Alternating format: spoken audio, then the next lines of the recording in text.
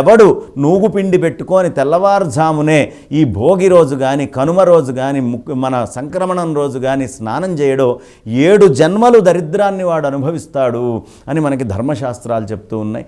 ఓపిక ఉన్నటువంటి వాళ్ళందరూ కూడా ఖచ్చితముగా పొద్దున్నే లేచి నూగుపిండి రాసుకొని ఈ నూగుపిండి రాసుకున్న తర్వాత స్నానాన్ని ఆచరించటము అనేది ఒక గొప్ప సంప్రదాయంగా మనకి చెప్పబడుతోంది. ఉత్తరాయణంలోకి వచ్చాం కాబట్టి ఇక నుంచి సూర్యారాధన ఉంటుంది. సూర్యుడి యొక్క కిరణాలకి చాలా ప్రాధాన్యత. సూర్యుడిని ఆయనే దహించేటటువంటి వాడు, ఆయనే ఉత్పాదన చేసేవాడు. అందుకనే ఎండాకాలం వచ్చేటప్పటికి మెల్లిగా ఈ గ్రీష్మ ఋతువు దాకా మనకి బాగా వేడితోటి తప్పింపజేసి గడ్డిపోచ అన్నీ ఎండిపోయేట్టుగా చేస్తాడు, ఎక్కడా కనిపించవు.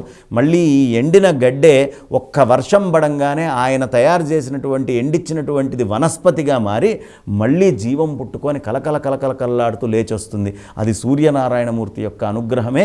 ఈ సంక్రమణాల్లో ఆయన వెళ్ళేటప్పుడు ఒక్కొక్క ప్రదేశంలో ఒక్కొక్క శక్తిని ఇస్తాడు.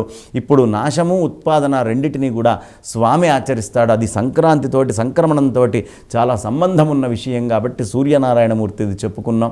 ఆ తర్వాత ఈ సందర్భంలో పశువులకి చాలా ప్రత్యేకంగా ఎలా అయితే ఇంటిని అలంకరించుకున్నామో అలా పశువులన్నిటినీ కూడా కడిగి ఆవుల్ని శుభ్రంగా కడుక్కొని ఈ ఆవుల్ని పూజించి ఆవుల కొమ్ములకైతే మనకి అరవ దేశంలో చక్కగా అలంకరించి కొమ్ములకంతా పసుపు రాసి దాని యొక్క కొమ్ములకి డబ్బులు పెట్టి మూట కట్టుతారు.